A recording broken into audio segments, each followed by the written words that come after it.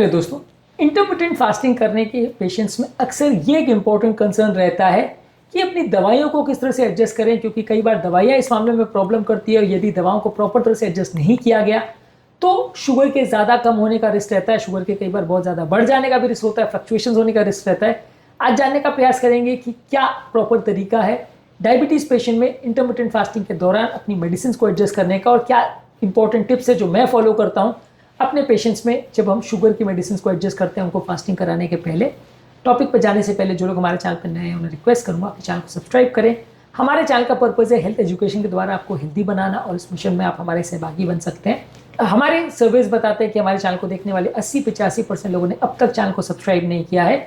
हमारा रिक्वेस्ट है कि 2-4 सेकंड में हो जाने वाले इस स्टेप को करके आप हमारे चैनल को आगे बढ़ने में और दूसरे लोगों तक इस हेल्थ मैसेज को पहुंचने में आप हमारी मदद कर सकते हैं। तो हमारे चैनल को आगे बढ़ाने में थोड़ा सा सहभाग जरूर करें। टॉपिक के दौरान कुछ इंटरेस्टिंग साइंटिफिक फैक्ट्स, कुछ प्रैक्टिकल यूटिलिटी की बातें, कुछ हमारा एक्सपीरियंस, हमारा फाइनल वर्डिक्ट, ये सारी चीज़ें आपको बताऊंगा, इसलिए बने रहिए हमारे साथ एंड तक। चलिए शुरू करते हैं।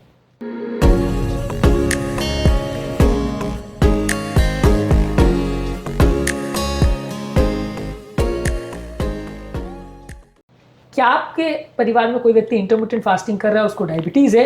कमेंट सेक्शन में लिखकर हमें बताएं। इंटरमिटेंट फास्टिंग में सबसे इंपॉर्टेंट चीज़ ये है कि जब आप फास्टिंग करते हैं तो आप 16, 17 घंटे, 18 घंटे जितना भी फास्टिंग करते हो उस दौरान आप कुछ नहीं लेते हो तो बॉडी में कोई कैलोरी नहीं जाती है।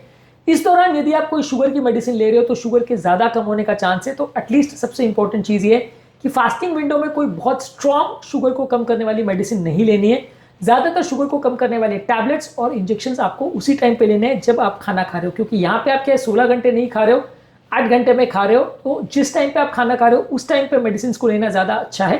16 घंटे जब आप फास्टिंग विंडो में हो तो उस टाइम पे मिनिमम मेडिसिन या सिर्फ कम पावर की मेडिसिन या लॉन्ग एक्टिंग मेडिसिन को ही ले तो ज़्यादा अच्छा है। इसके अलावा आप मेडिसिन किस डोज में ले रहे हैं ये भी इंपॉर्टेंट है। यदि आप ज़्यादा डोज में मेडिसिन को लेते हैं और एडजस्ट नहीं करते हैं और खाना कम खाते हैं तो शुगर के ज़्यादा लो होने का रिस्क है। तो आपको शुगर को रेगुलरली एक तो चेक करना ज़रूरी है। हमारा रिकमेंडेशन ये है कि एटलीस्ट हफ्ते में 2 से 3 बार मिनिमम चेक करते रहिए। आइडली तो ये बोला जाता है कि रोज़ चेक करना चाहिए, पर एटलीस्ट हफ्ते में 2 से 3 बार जरूर चेक करिए। और यदि आपके शुगर वैल्यू 100 के आसपास आने लग जाते हैं तो दवाइयों को कम करना पड़ेगा। मैं नॉर्मली ये फॉलो करता हूँ कि जब भी मैं अपने पेशेंट को फास्टिंग पे करता हूँ तो मैं उनकी 1-2 मेडिसिन पहले कम कर देता हूँ, उसके बाद उनको फास्टिंग करवाता हूँ, क्योंकि हर पेशेंट में प्रेडिक्ट कर पाना मुश्किल होता है कि फास्टिंग से शुगर वैल्यूज कितना कम होगी, कितनी जल्दी कम होगी। इसलिए हम पहले से ही मेडिसिन को थोड़ा कम कर देते हैं और उसके बाद फास्टिंग करवाते हैं, और फिर जब उसकी वैल्यू 100 के आसपास आना चालू हो जाए तो हम शुगर वैल्यूज़ के हिसाब से मेडिसिन को एक या आधा टैबलेट करने के हिसाब से और कम करते जाते हैं। यदि वो पेशेंट फास्टिंग को बढ़ाते जाता है, वजन कम करते जाता है, तो उसकी दवाइयाँ और कम होते जाती हैं। यदि वो फास्टिंग नहीं उतना कर पाता है तो फिर उसी डोज पे हम दवाइयों को मेंटेन करते हैं और शुगर वैल्यूज़ उसको रिपीटेडली चेक करने को बोलते हैं। 2020 में एक स्टडी आई थी डायबिटीज़ केयर में, जिसमें बताया था कि सल्फोनाइलूरिया और इंसुलिन के डोजेस को यदि आप फास्टिंग विंडो में अगर रखते तो हाइपोग्लाइसीमिया का रिस्क ज़्यादा होता है, शिफ्ट कर देते तो हाइपोग्लाइसीमिया का रिस्क कम हो जाता है। तो ज़्यादातर स्टडीज़ ये शो करती है कि स्ट्रॉन्ग मेडिसिन को आपको फास्टिंग विंडो में नहीं देना चाहिए। इसके अलावा यदि आप ऐसी मेडिसिन ले रहे हैं जो कि लॉन्ग एक्टिंग है और बहुत ज़्यादा स्ट्रॉन्ग है तो वैसी मेडिसिन के बदले आपको शॉर्ट एक्टिंग मेडिसिन और कम पावर की मेडिसिन पर स्विच करना पड़ेगा। मान लीजिए किसी का शुगर 100-125 के आसपास रह रहा है, आपने उसको फास्टिंग करा और सेम डोज पे मेडिसिन दे रहे हैं तो शुगर के बहुत कम हो जाने का रिस्क है और डेंजरस हाइपोग्लाइसीमिया होने का चांस है। तो इसलिए आपको कोशिश करनी है कि एक तो कम पावर वाली मेडिसिन दें, ऐसी मेडिसिन को प्रीफर करें जो शुगर वैल्यू को बहुत ज़्यादा कम नहीं करती हैं। कई दवाइयाँ जैसे मेटफॉर्मिन है, DPP-4 सीटाग्लिप्टिन, लीनाग्लिप्टिन है। इसके अलावा SGLT2 इनहिबिटर्स है जैसे डेपाग्लिफ्लोजिन, एम्पैग्लिफ्लोजिन है। इसके अलावा GLP-1 एगोनिस्ट है। ये सारी दवाइयाँ जो है शुगर को बहुत ज़्यादा कम नहीं करती हैं, तो आप ये दवाइयों को ज़्यादा प्रेफर कर सकते हो। सल्फोनाइलूरियाज जैसे ग्लिबेनक्लेमाइड, ग्लिपिमेराइड, ग्लाइक्लेजाइड या इंसुलिन, ये शुगर को बहुत ज़्यादा कम कर सकती है, तो इन दवाइयों को आप कंपैरेटिवली कम यूज़ करते हैं, जिससे कंपैरेटिवली हाइपोग्लाइसीमिया का रिस्क आपको ओवरऑल कम मिलेगा। मेन आपको फोकस ये करना है कि डोजेस को, मेडिसिन को कम करना है और ऐसी मेडिसिन का प्रयोग कम करना है जिससे शुगर के बहुत डेंजरसली लो होने का चांस है। इसके अलावा आपको दवाइयों को ग्रेजुअली डाउन टाइट्रेट या कम करना है। अगर आप मेडिसिन को एक बार में बहुत ज़्यादा कम कर देंगे तो शुगर बहुत ज़्यादा बढ़ जाएगा और पेशेंट को प्रॉब्लम हो सकती है। तो इसलिए आपको मेडिसिन को एक आधा करके कम करते जाना चाहिए। ज़्यादातर गाइडलाइन जैसे कहती है कि पेशेंट को बार बार फॉलोअप में बुलाओ और उसके हिसाब से मेडिसिन को कम करो, पर अपने इंडियन सिनेरियो में कई बार बहुत फ्रीक्वेंटली या हर 2-4 दिन में पेशेंट को बुलाना फीजिबल नहीं होता। तो वैसे केस में आप पेशेंट को घर पर ही चेक करने को बोलते हैं और हर महीना पेशेंट को बुला सकते हैं। और उसके शुगर वैल्यूज़ के हिसाब से आप दवाइयों के डोजेस को एडजस्ट कर सकते हैं। इसके अलावा पेशेंट को आप इंश्योर करें कि वो रेगुलर बेस पे पानी ज़्यादा पिए और खाने पीने का ध्यान रखें, क्या खा रहा है, कितना खा रहा है, कितनी मात्रा में खा रहा है, क्या फूड चॉइसेस हैं, ये सारी चीज़ों पर भी फोकस करें। यदि आप इस पर फोकस नहीं करते हो तो कई बार पेशेंट कुछ भी गड़बड़ खाता है तो शुगर वैल्यूज़ में चेंजेस आ सकते हैं। ब्लड शुगर मॉनिटरिंग करते रहना, उसको एक चार्टिंग मेंटेन करना ज़रूरी है। यदि आप ब्लड शुगर लेवल्स को प्रॉपर्ली मॉनिटर नहीं करेंगे तो उसकी वजह से भी प्रॉब्लम्स आ सकती है।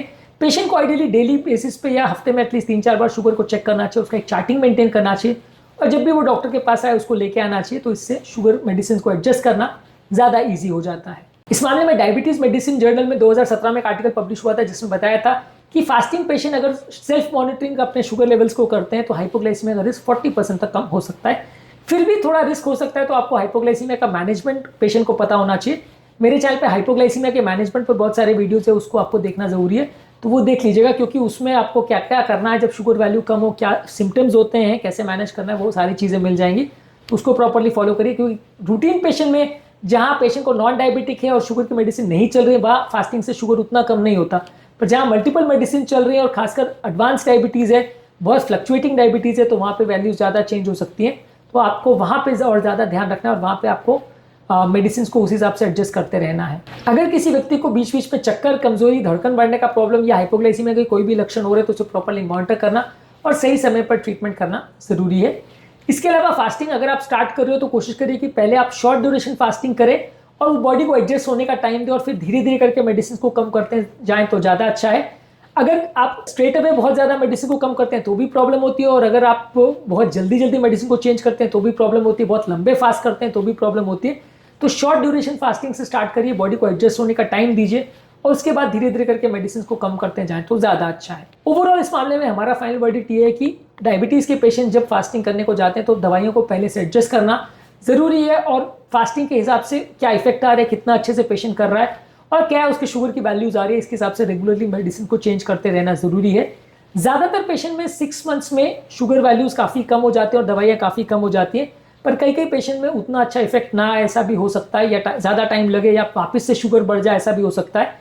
तो इवन शुगर के दवा के बंद होने के बावजूद भी और शुगर को कंट्रोल होने के बावजूद भी आपको चेक करते रहना ज़रूरी है क्योंकि कई बार पेशेंट फास्टिंग से शुगर को कंट्रोल कर लेता है, दवा बंद हो जाती है, बाद में वो फास्टिंग भी बंद कर देता है और शुगर वापस बढ़ जाता है। तो आपको चेक करते रहना ज़रूरी है कि शुगर कितना आ रहा है और उसके बेसिस पे डिसाइड होगा कि दवाइयाँ बंद रहेंगी, चालू रहेंगी या कम रहेंगी। ये सारा डिसीजन उसके बेसिस पे किया जाए तो ज़्यादा अच्छा है। आज के टॉपिक में हमने बात करी कि इंटरमिटेंट फास्टिंग करने के दौरान डायबिटीज़ की दवा को कैसे एडजस्ट किया जाए, क्या क्या इंपॉर्टेंट टिप्स मैं फॉलो करता हूँ डायबिटीज़ की मेडिसिन को एडजस्ट करने के दौरान। यदि आपको ये कॉन्सेप्ट क्लियर हो गया हो तो कमेंट सेक्शन में लिखकर हमें बताएं। उम्मीद करूंगा कि आज के टॉपिक में कुछ नई बातें जानने को मिली होगी। जो लोग हमारे चैनल पर नए हैं उन्हें रिक्वेस्ट करूंगा चैनल को सब्सक्राइब करें। हमारे चैनल का पर्पज़ है हेल्थ एजुकेशन के द्वारा आपको हेल्दी बनाना और इस मिशन में आप हमारे सहभागी बन सकते हैं। चैनल को सब्सक्राइब करके आपके कमेंट से मैं जानने में मदद करते हैं कि आपको हमारा कंटेंट कैसा लग रहा है, प्लस हमारे लिए मोटिवेशन और इंस्पिरेशन का भी काम करते हैं। इसलिए वीडियोस को देखते रहिए, शेयर करते रहिए और हेल्थ के सफर में हमारे साथ आगे बढ़ते रहिए। Thank you.